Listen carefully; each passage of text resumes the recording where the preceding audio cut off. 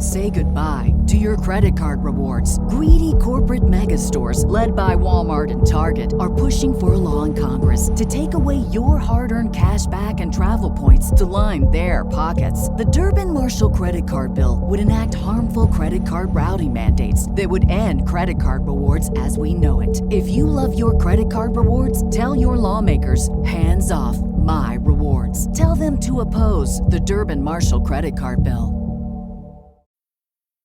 When it comes to weight loss, no two people are the same. That's why Noom builds personalized plans based on your unique psychology and biology. Take Brittany. After years of unsustainable diets, Noom helped her lose 20 pounds and keep it off. I was definitely in a yo-yo cycle for years of just losing weight, gaining weight, and it was exhausting. And Stephanie. She's a former D1 athlete who knew she couldn't outtrain her diet, and she lost 38 pounds. My relationship to food before Noom was never consistent. And Evan, he can't stand salads, but he still lost 50 pounds with Noom. I never really was a salad guy. That's just not who I am. Even through the pickiness, Noom taught me that building better habits builds a healthier lifestyle. I'm not doing this to get to a number. I'm doing this to feel better. Get your personalized plan today at Noom.com. Real Noom users compensated to provide their story. In 4 weeks, the typical Noom user can expect to lose 1 to 2 pounds per week. Individual results may vary.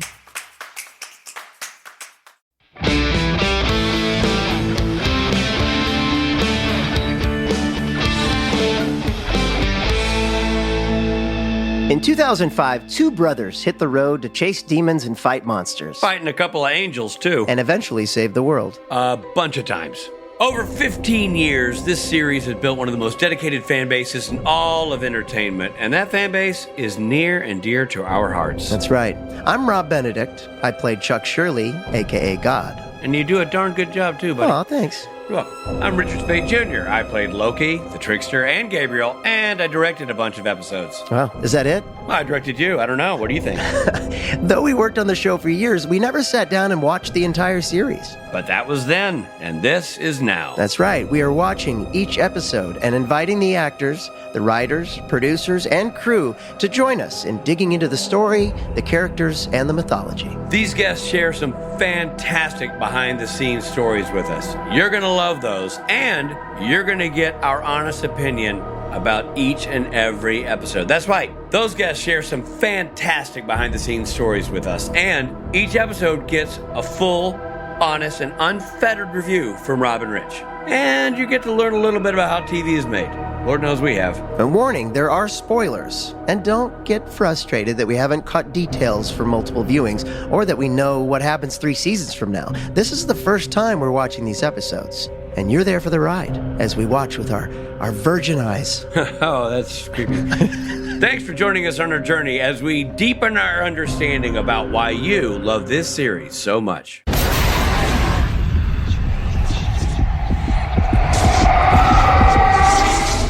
Hey everybody, this is Rob Benedict. And this is Richard Spade Jr. And we're talking about Season 5, Episode 5. 5-5. Fallen Angels. Nope. That's not what it's called. Fallen Idols. He almost got 2 lines into the podcast before he screwed up. That's a new record. I wish I'd said falling angels. No, fallen idols. Fallen idols, everybody. Yep.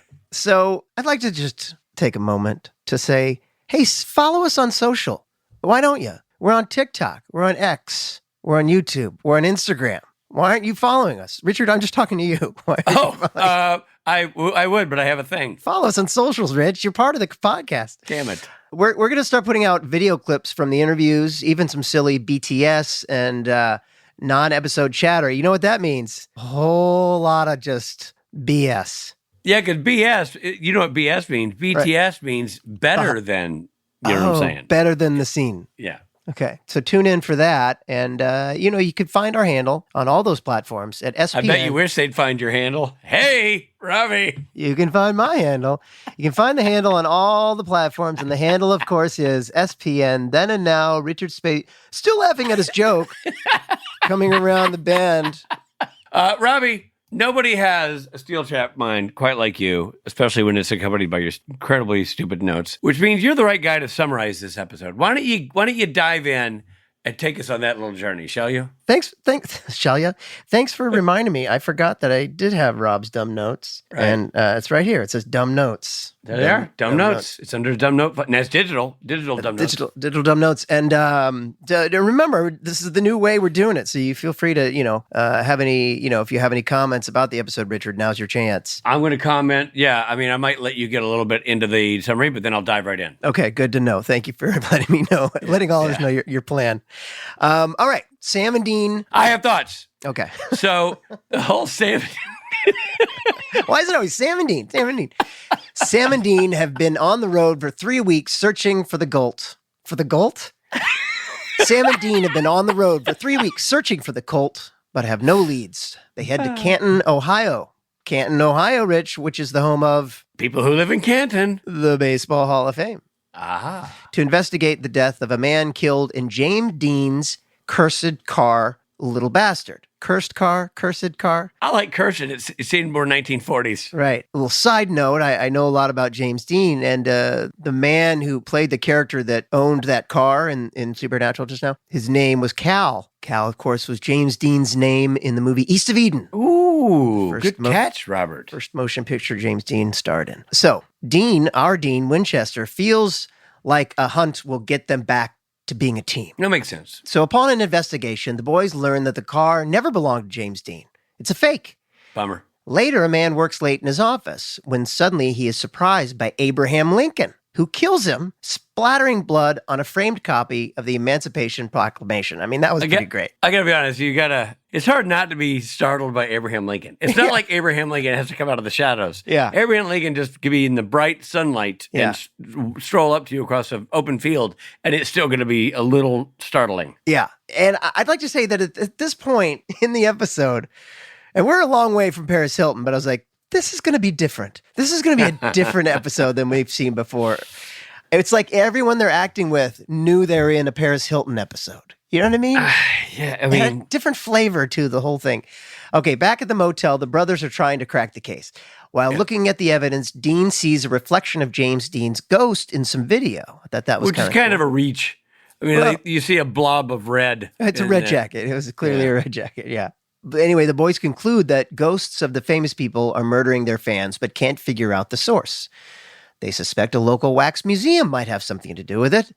They discover that this wax museum is unique. The wax statues have artifacts from their actual inspirations. So Abraham Lincoln has one of Lincoln's stovetop hats. James Dean's has his keychain. A wax figure of Gandhi has his wire frame glasses. Which makes you think that the curators of the Canton, Ohio Museum are geniuses because they've got literally priceless heirlooms all over this thing with no real security detail whatsoever. None. And no crowd. Nobody really gives a shit. No one's even there. Well, later, the boys return to the museum to burn the personal artifacts. While the two are separated, Sam is attacked by the ghost of Gandhi. I'll read that again. Only because it's so ridiculous. Sam is attacked by the ghost of Gandhi in what is perhaps the most ridiculous and hilarious scenes. I was laughing. I was laughing out loud so hard at this scene. And he's like, dude, is that Gandhi? Yeah, and I think, so that was one of the moments where I think the humor worked. Yes. Where he's like, he's squirrely. He's squirrely. Yeah. That's why I laughed out loud when he said he's squirrely.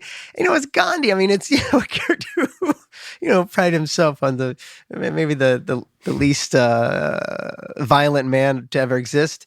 Yeah, you're right. That's the only time it did kind of work. Where the joke was on purpose, sort of, Yeah, exactly. So Sam almost passes out from strangulation, but when Dean arrives, he burns the glasses and the ghost of Gandhi vanishes. So the next day, the brothers are preparing to leave. They have a heart-to-heart about starting fresh and that going forward, it needs to be a two-way street. Two-way street. Yeah. Plus, Dean needs to let Sam grow up. Gotta. They're interrupted by a phone call from the local sheriff. 2 young girls have reported that their friend was abducted by Paris Hilton. Here's a little Hollywood trivia for you, or Vancouver trivia. One of those 2 girls in that scene is an actress named Anya Savkic, and she was the big guest star in the first episode of Supernatural I ever directed. What? Yeah, she came back and did another episode as a different character in the imaginary... Just My Imagination. Yeah. Oh well. And then she went on to star in Louder Milk with Ron Livingston. Oh, that's that girl. Yeah, that's crazy. Yeah, okay. Really talented actress. Nice. Which one? The too. one like closest the to blonde. Yeah, no, the one further back. From camera. Okay. Yeah, it's so funny. A lot of those Vancouver actors, people may not know this, but they've appeared in a couple of episodes of Supernatural. It was, at the time, a smaller pool of actors. Now I know it's a lot bigger. Right. So Sam heads to the morgue to do autopsies on past victims. He finds that they all have identical seeds in their stomachs. They really just kind of let really unidentified law enforcement officers just run slipshod over everything in that town. Cut open a Sam body. suddenly is doing the autopsies, like and nobody there like overseeing it. Just like, yeah, sure, get on in there. Was he a medical student? Maybe he knows a little bit about anatomy. But yeah, no, that's the coroner. Is that right? Coroner would be the one who does the autopsy. Yeah. Like they just say like, oh, you're FBI and you're a coroner. Yeah, sure. Got that 1-2 punch? No, I know. And this is the episode with a really dumb sheriff, right? The sheriff who seems like he's guilty. He's got to be guilty. He was there. Yeah. Yeah, exactly. Okay, so he finds a couple of little seeds that look like watermelon seeds in all of their stomachs. After some research, they tracked the origin of the seeds to a forest in the Balkans that was protected by a leshy. The forest was cleared years ago for the construction of a car plant. Sam and Dean head back to the Wax Museum to try and behead the leshy. They are confronted and captured by, quote, Paris Hilton, a.k.a. Leshy. The Leshy needs to feed on worshippers, now fans. It's about to take the form of John Winchester to feed on Dean. Dean unties himself and attacks. Paris Hilton gives Dean a beatdown. Sam gets free, grabs an axe, and cuts its head off. I know that in Supernatural, we just kind of have to let go of the idea that any kind of rope can hold anybody anywhere. Yeah. But good Lord, he just pops out of that rope easy. Yeah. And they don't even show him like trying, like rubbing against the bark or give us any reason to think that there's some sort of something that's making the rope not as strong as it should be, that's causing some weakness in there. No, it's just like, pow. Well, also at the beginning, I think they're like passed out, but they're completely standing up with their heads down. You don't ever pass out standing up against a tree? Maybe you're the weird one. And then they kind of come to. It's so like, again, it's almost, well, I'm almost done with the summary. Okay, so as they're about to leave town, Dean admits he needs to stop treating Sam like a little brother. Dean hands the car keys to Sam so he can drive. Okay. Oh, man. A lot to unpack here. Lots to unpack. It's I guess I'll get into this because we can still talk about it, but this is time for, I'm not going to give this is the preamble to our Robin Rich ratings. I mean, my notes, I just throw, it's as if everyone knew it's like a B movie. I mean, it was like hilariously bad. I don't think I've ever watched, in all the episodes we've watched, I mean, there were episodes like Bugs that people talk about and the Ghost Ship episode, which like weren't the best episodes, but even we said like, we didn't mind Bugs. To me, this is like in another world. I totally agree. And also there were so many cringe things when they're essentially making fun of the Spanish house help. Yeah. See, again, like, it was that doesn't hold up well. It would have been good as if the bad guy, the bad person was actually some kind of, demon that made things look like a B movie. In other words, if it was like, this is our choice to make it this bad. You know what I mean? Yeah. Like the black and white. Yeah, or something. Yeah, like the Hollywood Dracula Babylon. Way. Yeah, because there was something about like all the acting, the guest stars for the first time were like not doing, like it just felt like they were doing as if they were in a bad B horror movie. Yeah, it was a trip. It felt a little more CW than the rest of the episodes, I felt like it was paced so slowly, like they'd hold on things that were not that important and not that scary, and then I don't know, man. Everything about it was different. Yeah, everything about it was different. I remember when I was doing The End, they were all talking. Jensen was telling me that he was like, "Yeah, they've got Paris Hilton to play this part, and a couple episodes from now." So that was look, Paris Hilton to be. I don't know what she was like to work with in terms of performance. I was expecting very little. She did fine. She was fine. Did totally fine. She was fine. Again, it's if, I mean, at the time, people need to know, like, Paris Hilton at the time was a Kardashian. She was like... What an awful parallel. No, but she was. She was like the head of like that weird reality show I know. So like sad that pop the culture. high water mark is Kardashian. No, I'm just saying Kardashians are now. I know. No, I totally. Your analogy is completely Unless right. there's someone It's else sort of a that- sad commentary on American fame. Well, it's just a sad, I mean, it's that weird obsession people have with celebrities who are only famous because of what their personality is or something. Anyway, it's a weird one. So she was but she was like that cringy kind of gross pop idolatry, right? She's not Britney Spears. It was like Paris Hilton was famous because of whatever, like her, she was just for some reason in the She was famous for being a celebutante. Sure. And for so being a young lady who's got incredibly rich family with a family name that had influence in American culture, and she was just famous for being famous, right? And then she had a reality show, and she also had the sex tape. Then she had a sex tape. A thing that sort of that was. I know it sounds like I'm making a joke, but I'm not. That was kind of a new phenomenon where those kind of things would get leaked. Also, very Kardashian. You know what I mean? Yeah. So but back then, but at that point, it wasn't something that was embarrassing. It would would catapult you into stardom. Yeah, like, yeah. Oh, look, Sure. my sex tape got leaked. Right. It was leaked. Yeah. But no, it was like, and now I got my own show. Yeah, it was the equivalent of going viral at the time. So, but it felt like that leaked itself into the episode itself, which felt a little bit sort of kind of gross pop culture. But at the same time, I laughed a lot. I don't think the scenes I was laughing at were meant to be laughed at, and except for the Gandhi one. Except for the Gandhi one, he's squirrely, isn't he? Yeah, which is like, it's like, and maybe they knew, and they're like, we're just going to make this cheesy. And it also didn't help that the big final fight was actually in a fake set, right? It was in a wax museum where it was supposed to be fake. Right. So it had the feel of even worse, like bad TV. Right. Because you were supposed to think it was a set because they're on a set. Right. Yeah. The whole thing was strange. Yeah. All right. Well, what do you think then? Well, the other thing I was going to say, so I want to be sure, like I said the thing about them kind of making fun of the Spanish language that I didn't think held up well. There was something else. Let's see. I have written down in my dumb notes, I said it's like a comedy. Dean is mean. Dean's very mean in this episode. I feel like he's very bully. He's a bully to his brother. And I'm glad they have it at the end. Glad that hopefully gets resolved.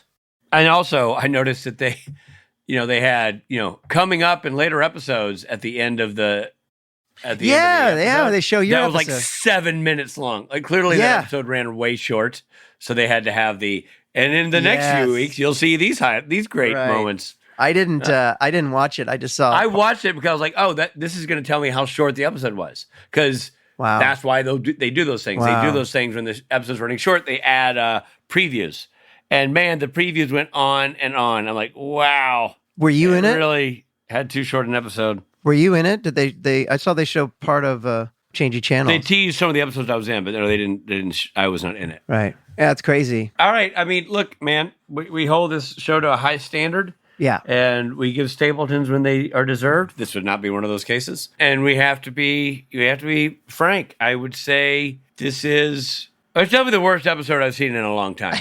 I mean, by a long shot. Uh-huh. I'm going to say, oh man. Yeah. I'm going to give it, and usually when you use this name, it's a compliment. You're like, oh, wow, this is a compliment. This is the rare occasion where we're labeling an episode with this. I'm afraid you're going to steal mine. Person's name is not going to be a compliment. I'm afraid you're going to steal mine. You're going to steal mine, I'm afraid. Really? You think so? Yeah. I'm pivoting between two. I'm going to go, it's, okay. I have like three in my head that I could go with, but I'll just go with this one. 1980s Don Johnson. Oh, good. Miami Vice Don Johnson, man. A little bit of stubble. I was going to say 1970s Burt Reynolds. Okay, there we go. 70s Burt Reynolds and 1980s Don Johnson. Yeah. Don Johnson, Miami Vice Don Johnson, where he had just always the stubble, like just this right amount of stubble. Yeah. No, you could also go with you could also go with George Michael. Sure. Was another one you could go with. Sure. But, although George Michael is a real tight and clean. Manicured. Yeah, this is a little looser. Anyway, I'm going to the Don Johnson, which meant that a little bit of stubble, and that little stubble was the Gandhi scene. Everything else, pretty beard-free, man. Pretty beard-free. I'm going to go with Burt Reynolds because there was something almost like B-movie, almost porn stash about the whole thing. Yeah. I'm going to go with the cheese fest and a lot of B-movies. Yeah. I think this is the worst review I've handed out in all of our seasons so far. Yeah. But I didn't hate watching it. It was such a train wreck. it was hilarious for me to watch. So I'll well, the Gandhi thing made it great, but also just the conceit of like you're wearing Fonzie's jacket. I mean, I know that we're not watching a documentary, but it just was a bridge too far. Some of these things that they I know they went with. It was crazy. I know. All right, so there you go. That's that you've got your Don Johnson from the 1980s and your 1970s Burt Reynolds. Start Googling, kids, if you don't know who they are. All right, well, let's talk more about this episode with someone who was there, not only there, but this person was aiming the camera and pulling the trigger. If you're a loyal listener of the podcast, this person needs no introduction. He worked on the series for nearly every episode of its 15 seasons. It's a camera operator, Brad Creasser. Not a camera operator, a camera operator. Brad Creasser.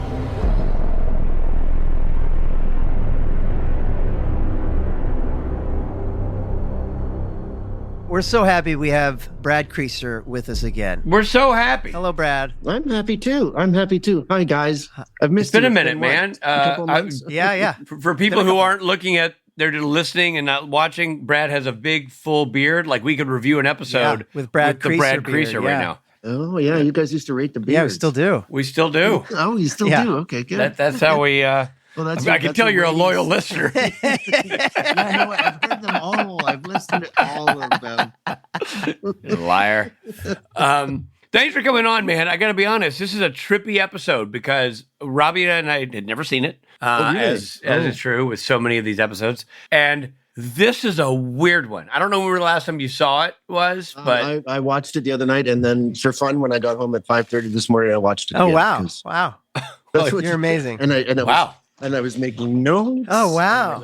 oh my God, Rob's dumb notes are now in Brad's hands. We have, okay, I'm glad you made notes. Not just saying, Rob and I were both flummoxed. This episode felt like nothing we'd seen before, and I don't necessarily mean in a good way. It was a weird one, but that's through the lens of history. We're watching it now. Just to get us started, what is your opinion of the episode? Like, now that you've seen the finished product this many years later? You know what? At first, upon review a couple nights ago, I was like, it's not my favorite. But you know, I don't know, maybe because I was exhausted watching it again this morning. But I found there's some interesting stuff. It's, there's a lot of tension going on between Sam and Dean. Mm-hmm. You know, they've just had their split, and now they're coming back together. And the energy is weird. I agree. There's the tension between them. It's like, what is this case is kind of strange. And yeah, it was definitely a different kind of episode, but I found it had some really good, suspenseful, moments, some jump scares. Do you remember, like I remember when I was there for either the last episode or the one before, whatever one the end is, I was there for that one. Jensen was like, oh, we've got Paris Hilton coming on in the next episode or two. Do you remember that? There was kind of a little bit of a because she was a much bigger deal then than she is now, really more in the limelight. Do you remember there sort of being an anxiousness? Like a buzz around? Oh, there was definitely a buzz. It was like, what? Paris Hilton is coming on Supernatural? Yeah. So yeah, and it was a little, also a little incongruous, but okay, let's see what happens. Yeah. But it was definitely a different script. But all the creepy wax museum stuff was fun. Always the nice blood splatters on the wall, which is our favorite thing. Yeah, it's really good. The gore. Yeah. Okay. One of the things Rob and I thought worked really, really well, because it's just funny, is Gandhi attacking Sam. That is just. I have one of the quotes here. There was like, he's squirrely. Just that your idol is a fruitarian that wears diapers. Yeah. Oh yeah, that was one of the other things that when Rob and I were talking about the show, kind of reviewing it, and I was trying to remember things that I thought were sort of in poor taste. Yeah. I mean, slamming on Gandhi doesn't really reflect well on Dean. You know what I mean? I found it. I wrote down Dean's line. It's like, fan someone cool. Gandhi. Really? It was interesting. Yeah. But I think that's when I wrote down was, Dean is mean. Dean was mean. But Dean there was a lot of comedy. Oh, for sure. Just him playing with like Lincoln's hat. 4. Yeah, that was good. That was good. Certainly. Oh, and I also had to think that Jerry Wannick had a task to do wax figures of everybody. Yeah, for the life of me, when I first watched it again, I was like, did we do this? Like, was I there? I just don't remember where we shot the wax museum and where the figures came from. But I think they must have maybe pulled them out of, there's a wax museum in Victoria, so maybe that's where they rented them. Oh, that's... Brought them over. But I remember we filmed in this presentation house gallery up in North Van, and that's where they set up the It was a hall of presidents. Yeah, the hall of all the wax figures and the presidents, and then the stuff with Paris was on stage, of course, where the final showdown. Right. Yeah, and that was interesting because it was actually supposed to be a set where you're shooting. Because it was the set of the wax museum. Well, it was his new exhibit, right? Yeah. It was like under renovation at the back of the museum. That he was going to make it hip again, getting more pop idols to get the young people interested in it. Right. At first, I suspected the curator of the museum to be, Guns. Yeah. as him be the. I just love the idea that Brad's like shooting the scene and being like, "This guy did it." I'm going in for a close up. This guy definitely did it, guys. Guilty. And he's like, "I only have one day here." Nah, you did you'll it. be here all week. You're the bad guy. Guilty. But it was great. There was okay. Well, I've got a couple of stories. Okay. So we're doing the scene with Paris. I think we just had her one day for all that stuff in the fight and in that set. Jim Conway was our director, and he noted that Paris was on her device quite a bit, and he's like, you're on that thing all the time. And Paris's answer was, "Yeah, I'm kind of popular."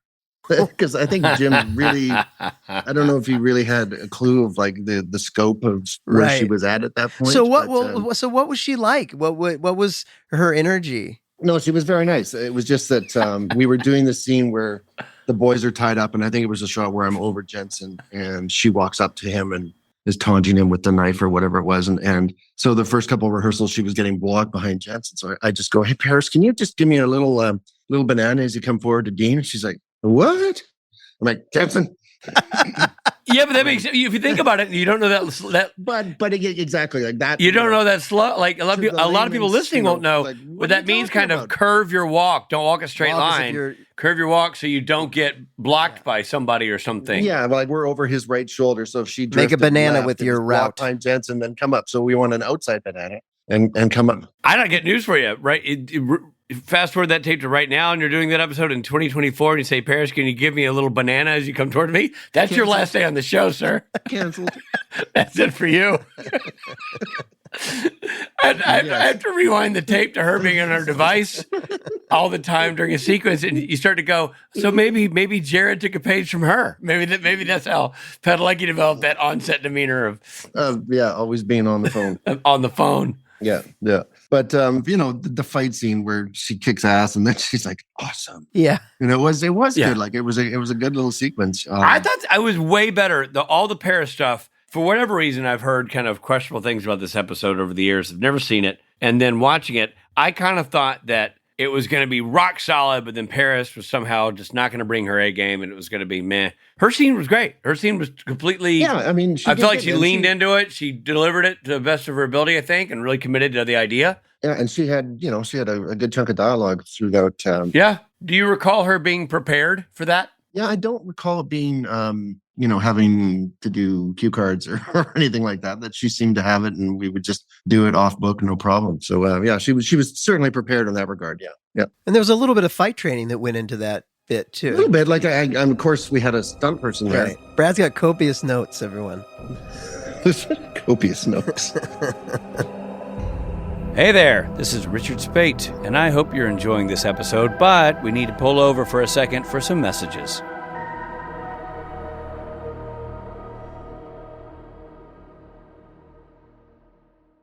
Hey, it's Richard Spate, and I got a question for you. Why are so many dogs suffering with health issues? Actress Katherine Heigl, who's helped save over 16,000 dogs through her foundation, says she's seeing more issues with dogs' joints, odors, and health than ever before. And after doing a ton of research, she feels there's one place we can look to support any dog's health: their food. So she decided to create something she could actually feel good about feeding her dogs. It's called Superfood Complete. Superfood Complete is made with over 30 of the healthiest ingredients on the frickin' planet, including several superfoods vital to your dog's health.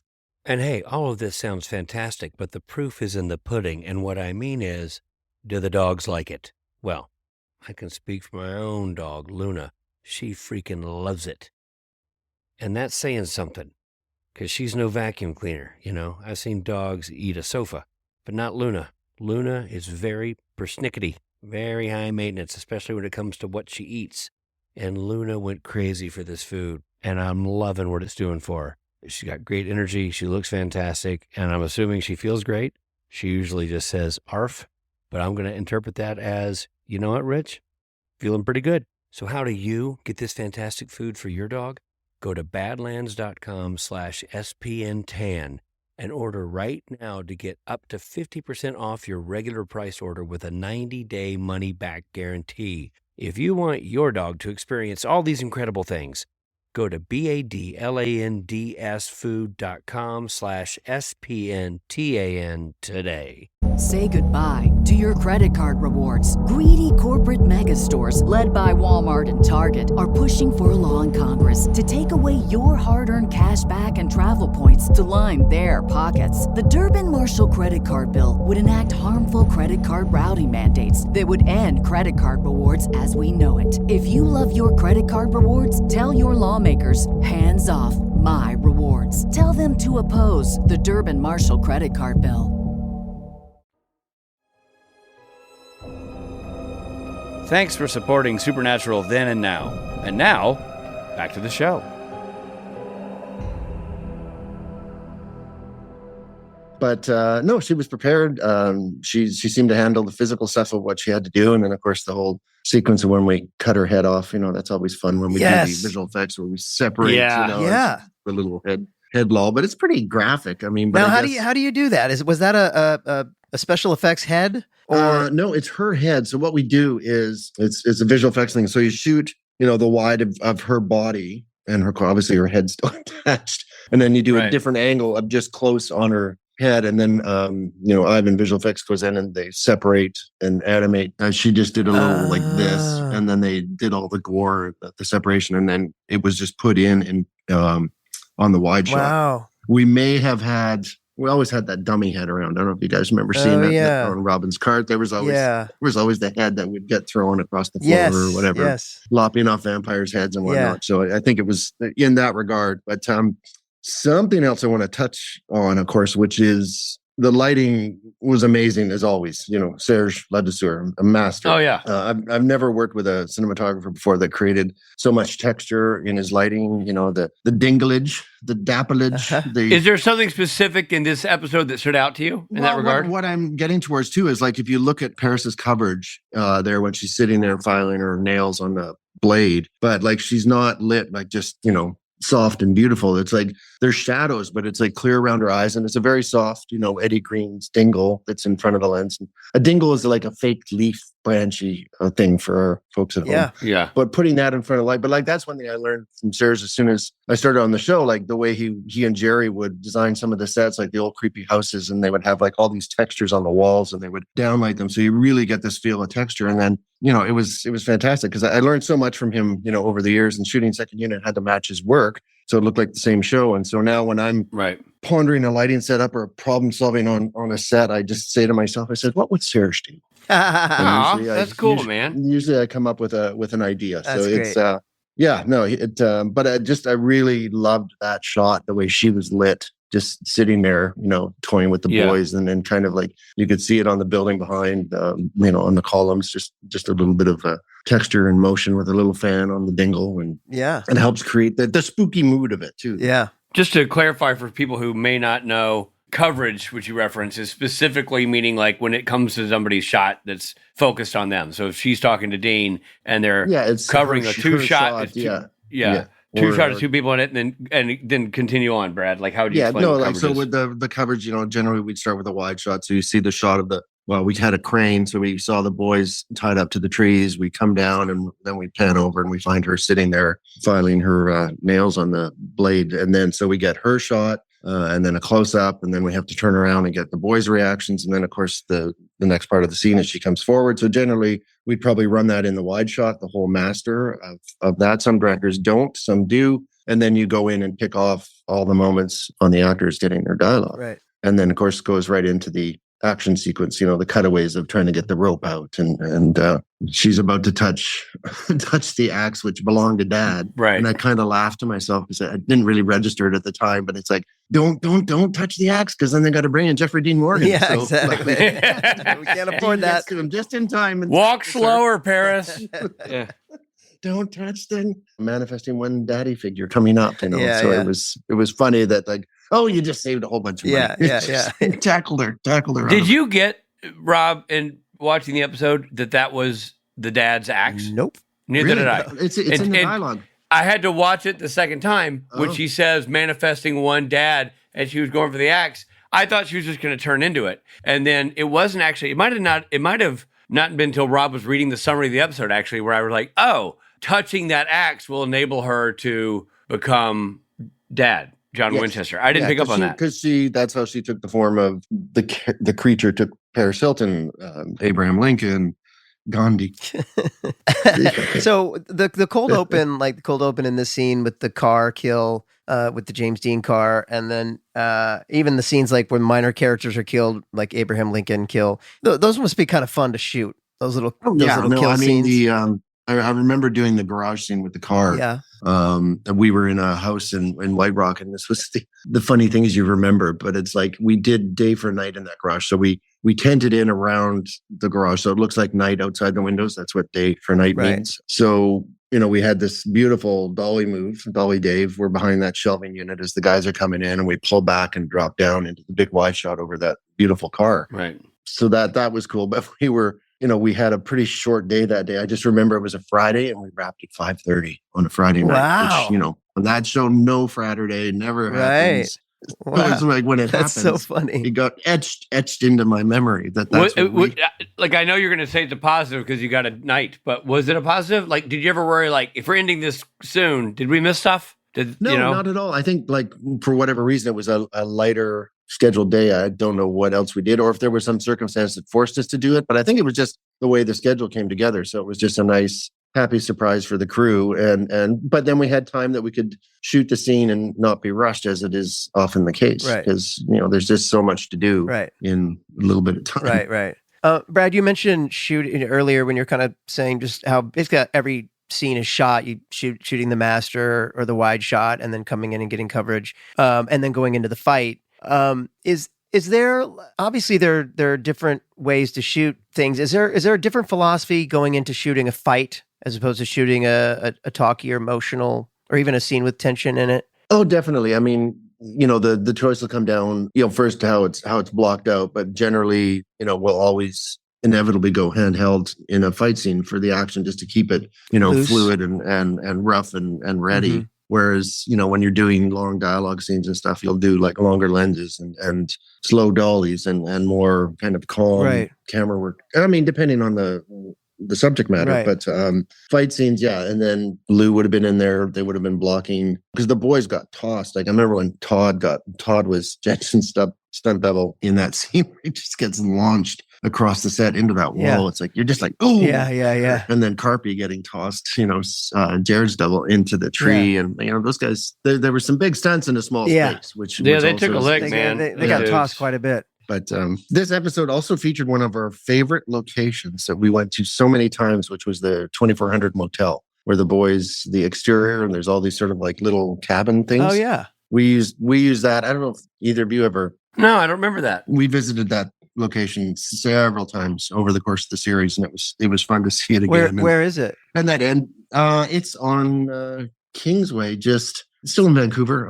You kind of go out 33rd Avenue. Okay. Is it really one of your favorites, or are you being facetious? Is it like a nightmare? It's kind of got an interesting look. No, it's nice. It's close to home. That's great. That's one. It's really all about how close it is to home. No, that matters. But yeah, you see that pop up in several episodes. But it was cool. What else? I think I've blabbed through all my little notes. Sorry, paper Russell. Those are good notes. I'm curious in the shooting, if you guys borrowed those wax figures from a museum, I was sitting there thinking that Jerry had done those up, but it makes more sense that they would have been borrowed. Then that creates sort of a obstacle course for you guys and dollies and fights and stuff, right? Because you have these kind of very valuable pieces at that point. Don't look at them, don't touch them, don't go anywhere near them. But I'm assuming, again, it's a little foggy, but I figure we probably did rent them. And then the only wax museum I know about in the West Coast is in Victoria. So maybe that's where they got them from. Because, they had Kennedy, they had Nixon. Yeah. Abe, of course, Gandhi. Yeah.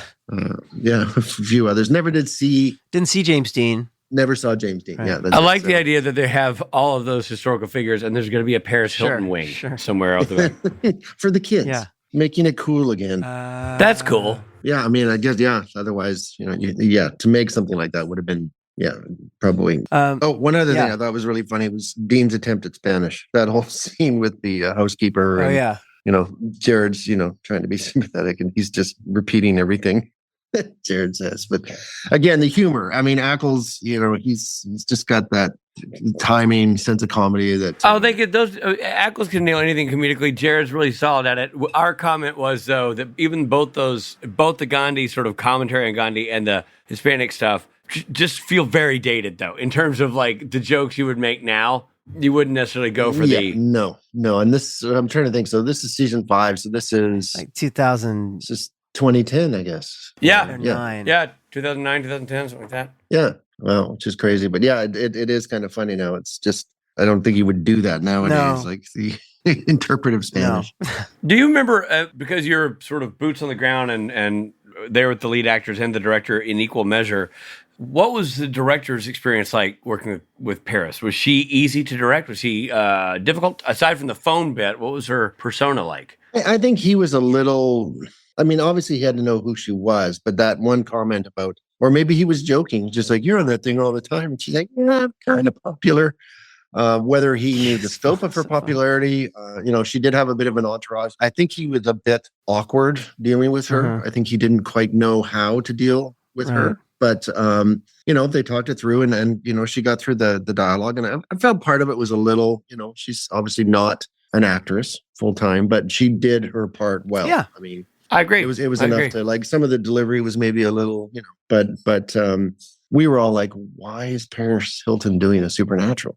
Like I wondered if maybe she was odd, a fan and she was like, I want to be in that. I don't recall, but certainly that could be. I think we've had some people like that have wanted to be on the show because they're big fans. The other thing about her, she was always doing a bit. I mean, she was playing up herself, right? And so even in this, I felt like she was playing the characterization of herself that had become famous. You know what I mean? And then that, I think, was the strong point because she was like, oh, they're not all like spray tans and lap dogs or whatever the line was, right? Like, very much so, like mocking herself exactly in the dialogue. And that I thought was very effective. Yeah. I thought that's funny because she's, worshiping, this is what you worship as a deity now is like these, however she put it. But that was a good little stab, I thought. Well, Brad Creasser, we're so excited to have you on, and you didn't disappoint. I love that you have your own notes. I love that you were there. I didn't want to steal your thunder, Rob. No. Your notes. I do recall it from other episodes and the beard thing. Yeah. But like,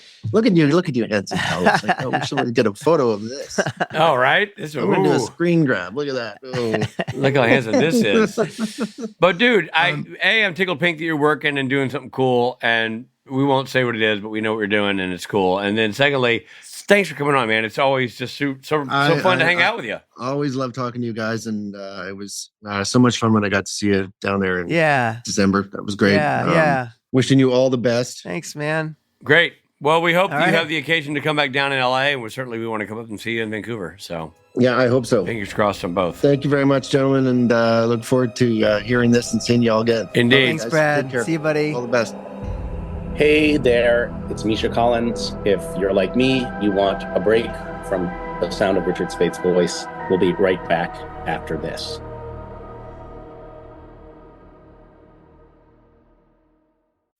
Swimsuit? Check. Sunscreen? Check. Phone charger? Check.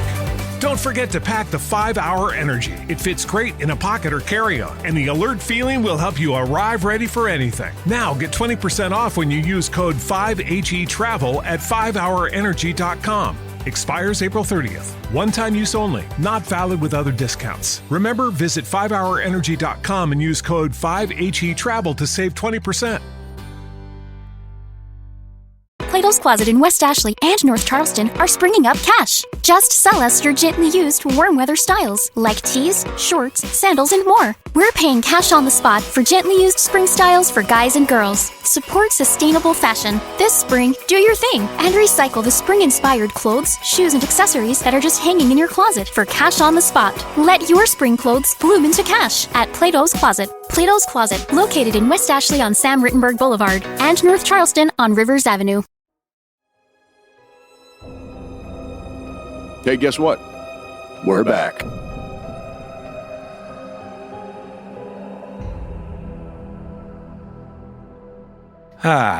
Well, what can you say about Brad Creasser? I give that interview a Brad Creasser beard. That's right, exactly. He turned the ship around. Now all of a sudden, I love this episode. You know what I mean? I don't know, but I love this episode of the podcast. Yeah. Maybe that's what I mean. Well, no, he's a treat. He's one of our favorite recurring guest stars, and we'll have him on again, Lord knows, several times. We sure will, because quite frankly, that interview was straight fire. Wow, you're just like Paris Hilton. That whole part of this episode where Paris Hilton was saying the Paris Hilton stuff, like, I don't know, whatever Paris Hilton would say, felt so dated. You know what I mean? That's 14 years ago, 15 years ago. Well, she was such a big star back then. But like all of her star. like Hiltonisms, the things like Hiltonian, very Hiltonian. Very Hiltonian. Straight fire. Okay, well, it's time, guys. It's time. Is it time? It's time. Well, it's time. As Rob mentioned, it is time. And that means it can only be time for one thing. The time that is timed out right now for the timing purposes of saying mythology, mythology, mythology, mythology, mythology. All right, so Curse of the Little Bastard. Can't they just call it Rob Benedict? Do they have to nickname everything you do? That's funny. The Little Prince, by the way, was one of James Dean's favorite books, and why he named the car Little Bastard. I always felt that he was a bastard. Anyway, a week before James Dean died in the car, he met his friend, fellow actor Alec Guinness, who saw the car and later wrote in his journal, "The sports car looked sinister to me, exhausted, hungry, feeling a little ill-tempered in spite of Dean's kindness. I heard myself saying in a voice I could hardly recognize as my own, 'Please never get in it. If you get in that car, you'll be found dead in it by this time next week.'" Well, I hope Sir Alec Guinness never comes across my Prius. Because if he thinks that car's sinister, he's never been in a 2013 Prius mainly piloted by a teenage boy. Well, and then, Dean says in the episode, James Dean's mechanic, whose real name was Rolf Witherick, who was in the car with him when he died riding shotgun, he says that later he refurbished it, but then that he died from it or something, or died young or something like that. I had never heard that before, but that's what Dean says in the episode. But I just know his mechanic was riding shotgun, but didn't have a scrape. That is really trippy. Yeah. Well, and the man that killed him's name was John Turnipseed, was the man driving the other car that hit James Dean's car. Did that man live? Yes, but he kind of went into hiding because he was kind of infamous. I guess, but I feel like news wouldn't travel that fast back then. Yeah, that's true. Oh no, 4 weeks later, it was in the Poughkeepsie Times. So what happened after the accident, Rich? Well, after the accident, the car was never restored. It was scrapped for parts. The frame and damaged body were typically on tour for the National Safety Council, I guess, as a sober warning of how not to drive a car. Yeah. Well, another interesting James Dean story. I did a one-man show on James Dean as my senior thesis in college. That's why I know all these facts. But he also, they made him do like a safety announcement, like one of those safety announcements for the National Safety Council saying, whatever you do, be careful while you're driving. And then he says, because the life you might save, well, it might be mine. And that was a week before he died as well. Crazy stuff. That was James Dean, did that? Oh, wow. Yeah, he did a public service announcement, yeah. Well, clearly, Carl Appleseed, or whoever you said who killed him, didn't see it. No. All right, the Porsche reportedly fell on and killed George Barkas, a driver who transported it to a road safety expo. There's another ironic journey for that car. Yeah. A pair of the tires from the Porsche were sold off, and apparently that pair of tires both reportedly blew at the same time, causing the new owner to careen off the road. Also, supposedly, a race car that had the engine crashed, injuring the driver. Another race car had the transmission in it and the suspension, and the driver of that car also died in a crash. Jesus, burn this car. Famed car enthusiast and customizer George Barris owned the wreckage of the vehicle for a while, but it disappeared from a train box car while en route from Miami to Los Angeles. Probably some hobo has it now. Mm-hmm. Yeah. Because that's who's always hopping around on trains. Sure. Despite $1 million reward being offered in 2005 for the whereabouts of the Porsche, no trace of the car was ever found. That's right. The Porsche 550 Spider still is on the lam. Well, its whereabouts remain a mystery. That's clear. Let's move on to the Leshy. A Leshy is a Slavic spirit, guardian, or god of the forest. It is known for tricking people and assumes different forms to do so. It was typically depicted as having attributes of the forest, like a moss or lichen beard, bark-like skin, or branch-like appendages. Arf! Arf! You know, it reminds me of... How do you bark like skin? How does skin bark? I'm itchy. You know, I once got the role of half plant, half human forest nymph in the movie Hidden World 1 and 2. And I was slated to go to Romania to film both movies as my big break in the middle of about 94, 95. And the night before I was supposed to leave, they ran out of money and I never got to do it. But I did a face cast of my face because I was going to be... Who was the casting director? Oh, right, wait, you auditioned for this thing. I was waiting tables. I got cast in a movie called Hidden World. They were going to do 1 and 2, Hidden World 1 and Hidden World 2. But it was legit. It wasn't somebody in a van. Like, it was a real... No, it was legit. It was all legit. It was a legit low-budget movie shooting in Romania, Hidden World 1 to 2. And I mean, it had straight-to-video written all over it. But nevertheless, it was a big break for me. I got the role. I went into How many auditions did you do for this? Like, multiple? Yeah, like 2 or 3. I mean, I'm telling you, this is mess with your head stuff for everybody listening if you're not an actor. This is like... It is. Okay, everybody, we're going to try this again. We're going to do what we like to call supernatural theater. Theater. And what's happening here is we're taking an actual scene from the actual script, and we're reenacting it. For this supernatural scene, we've picked the classic scene where Paris Hilton addresses the boys who are both tied to trees. Richard, of course, will be playing Sam. Thank you. Thank you very much. And then I'm playing Dean. And then with us today is a young up-and-comer that we're really excited about. It's Supernatural's own Briana Buckmaster is here, everybody. Hi, everyone. It's me. It's really her. Yay. And she's going to be playing... Pause for applause.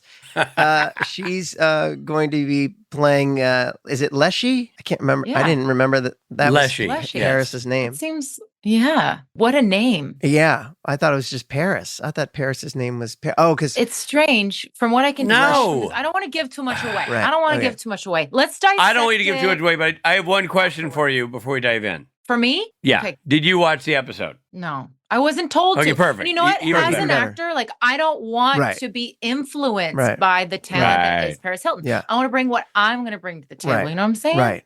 Like, look, this may be, I don't want to say that we've improved on the work of the show, but I believe that sometimes when Rob and I have done this previously, at least the one time we did it, I believe we improved on the work of the show. But who told you that, Rich? Who told you that? My mother. Cool. Yeah. Okay. That's a person. So I do like that acting, the acting coming in going, you know what, I didn't study this one because I really wanted it to just be my take. I just wanted to be and then you guys can we'll do another take after and see how we go. Like I do it. We do a biopic. We do a biopic of like JFK biopic that I play JFK. I'm like, but I didn't watch any tape on JFK. No, I don't want to know too much about him. Okay. In fact, I'm not even sure what the J or the F or the K stand for. I don't want to know. Okay. I think it's a nickname. Reading our stage directions, as it were, is Richard Spade Jr. Also in the role of narrator is Richard Spade Jr. Thank you. Thank you very much. All right, here we go. Trey Booty, play some creepy intro music. Interior woods room. Night. The Leshy sits on a tree stump near the house with another tree stump serving as a table next to her. Laid on it are various knives. She files her nails with one. Dean and Sam are tied to 2 trees, side by side. They wake up, one after the other, and struggle for a second before they realize where they are. Oh, I'm so glad you're awake for this. This is going to be huge. Sam and Dean look at each other. Super. Yeah, I wouldn't want to miss it. He pulls at his ropes discreetly. I mean, I've been stuffing myself with fast food lately, so it's nice to do the ritual, right? Prepare a nice, slow meal for a change. Just like the good old days, huh? You have no idea. People adored me.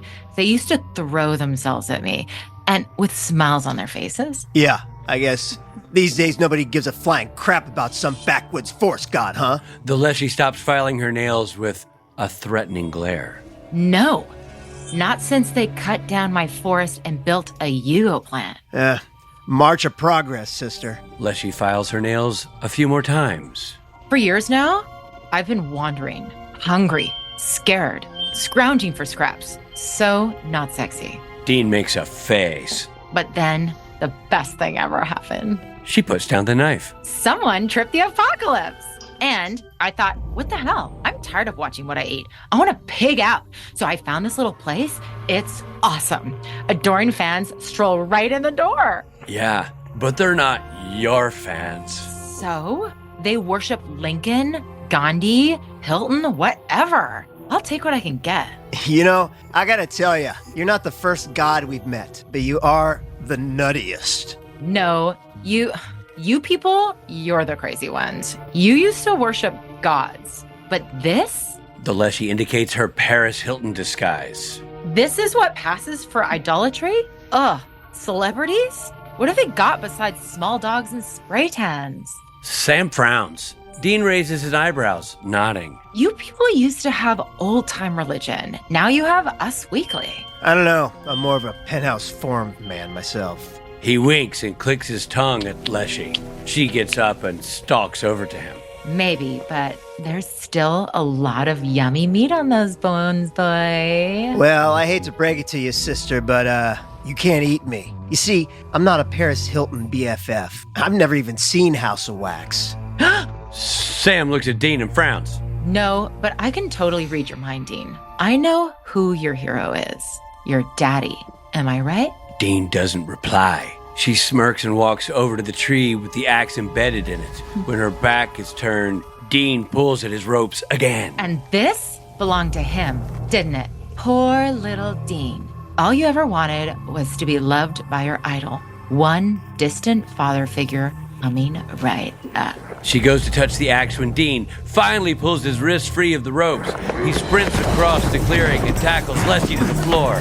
Sam pulls desperately at his ropes as the Leshy manages to kneel on top of Dean and punches him repeatedly in the face. Sam finally pulls free and dashes over the clearing. Dean gets a punch in and throws the Leshy off of him. Sam pulls the axe from the tree and brings the axe down.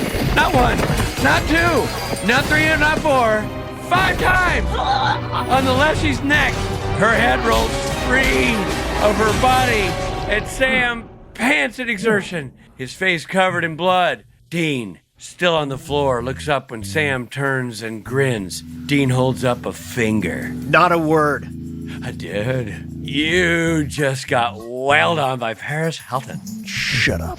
And scene. Nice choices, everyone. Nice choices. Good choices, everyone. Really well done. Rich, I believe both of your guys. Solid choices. I think really, again, maybe an improvement. Maybe a step up. Maybe. I'll take full credit for that. I liked the visual elements of you playing getting your head chopped off, even though there's no real audio component to it, Briana. Nice job. Thank you so much. Like, again, I was just like embodying what I was feeling. Like I was just going with, you know, amazing. Like my training as an actor like really influenced this role. Sure. So it shows. Thank you so much. Thank you. Well, we thank you very much. Briana Buckmaster, everyone. Woo-hoo! Thank you, everyone. Supernatural theater.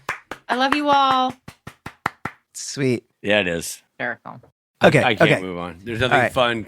Okay. There are no fun facts anymore. I believe in nothing. All right. Okay. We're in a segment. It should be fun, but it won't be. Not after that story. It's called Fun Facts. Fun Facts, Fun Facts, Fun Facts. All right. I'm going to turn the ship around. Dean introduces himself and Sam as Agents Bonham and Copeland. Aren't those characters from Hidden World and Hidden World 1 and 2? Both are the last names of drummers. John Bonham, of course, was the drummer for Led Zeppelin, and Stuart Copeland was the drummer for the Police. And Led Zeppelin and the Police, both his songs on the soundtrack of Hidden World 1 and 2.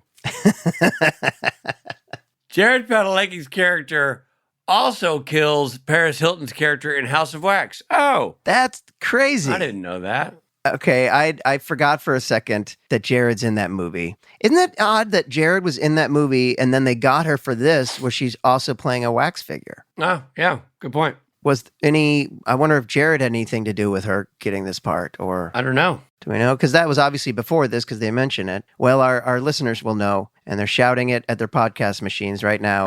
Podcast machine! Why can't they hear me? But yeah, okay. Well, we're gonna have to ask Jared about that. How they all got together. In the movie Fight Club, the narrator and Tyler Durden discuss which historical figures they would fight. They pick Gandhi and Abraham Lincoln, respectively. Ooh. I missed that. In Italy, the episode is called La Caduta dei Famosi.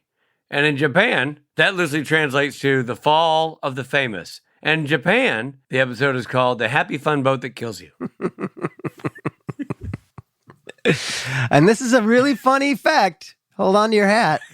Abraham Lincoln was the 16th president of the United States. That's not just fascinating. It's also just fun. And John Kennedy's secretary's name was Lincoln, and Lincoln's secretary name was Kennedy. Yeah. And I always pay Rob Benedictine pennies. Well, thank you so much for listening to everything.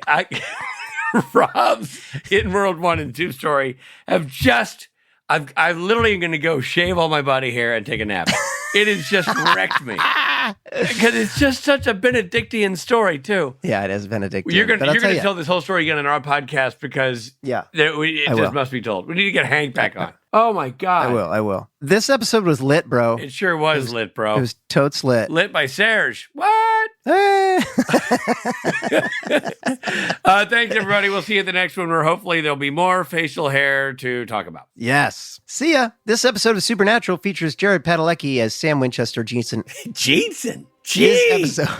This episode of Supernatural features Jared Padalecki as Sam Winchester and Jensen Ackles as Dean Winchester. Guest stars included Paris Hilton, Daryl Shuttleworth, Paul McGillen, David Dryborough, Emily Tennant, and Anya Savkik, who later appears in Just My Imagination. Fallen Idols was written by Julie Siege and directed by James L. Conway.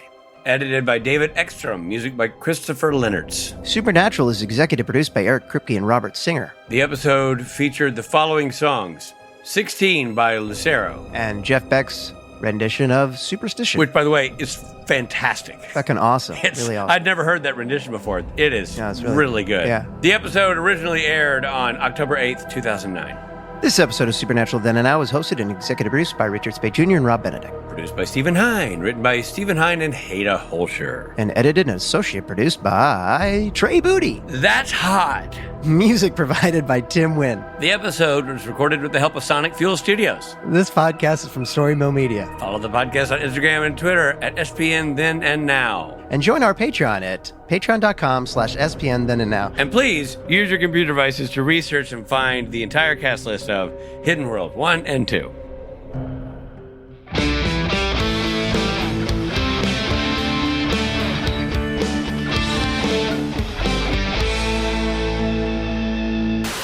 As soon as Rich is done laughing, as soon as Rich is done laughing at his joke, we'll start the summary. No, we won't. Oh wait, yeah, we will. Did 550 Spider remain a mystery? That is a weird sentence. In 2005, I mean, that's just, everything about this is weird. In $2005, it was $1 million. Hold on, wait a minute. Start over. Rich, you still got it. You still got it. I know. Story Mill Media.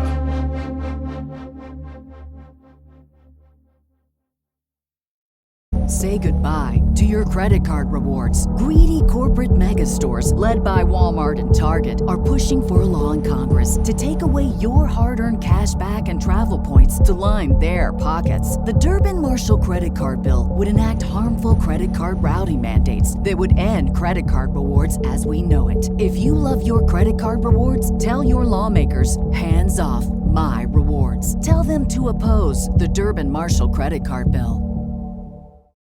You know how to book flights and hotels. All you're missing is a tool to plan the travel experiences you'll have once you arrive. That's why you need Viator. Book guided tours, activities, excursions, and more in one place to make your trip truly unforgettable. Viator has over 300,000 travel experiences to choose from. Everything from simple tours to extreme adventures and all the niche, interesting stuff in between. So you can plan something that everyone you're traveling with will enjoy. Real traveler reviews give the inside scoop from people who've already been on the experiences you're considering. So you can plan with confidence. Free cancellation helps you plan for the unexpected. And 24/7 customer support means you can travel worry-free. Download the Viator app now and use code Viator10 for 10% off your first booking in the app. Find travel experiences for you. Do more with Viator.